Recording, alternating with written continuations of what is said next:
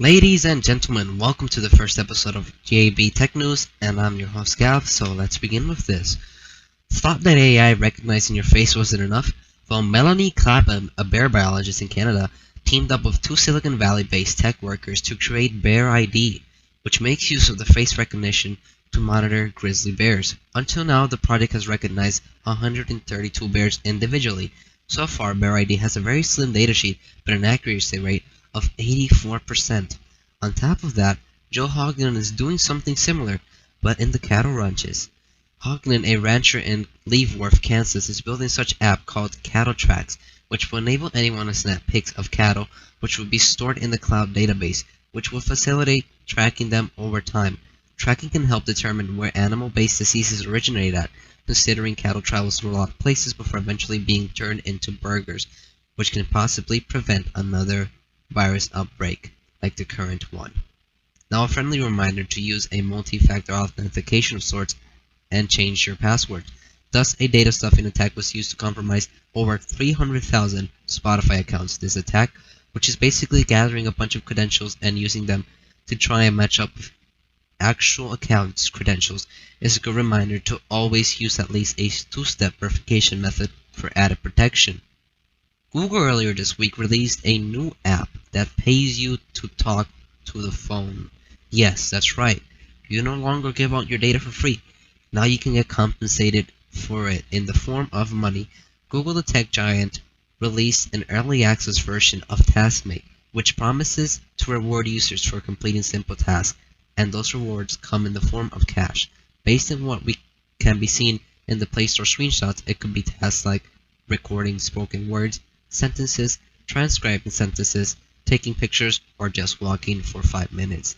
So hey, you possibly won't be able to quit your day job, but this could save you a few bucks potentially.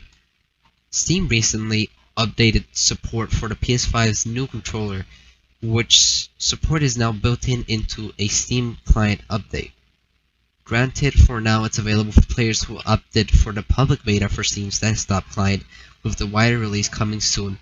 But since the support is built into the before-mentioned input API, it just works with all games.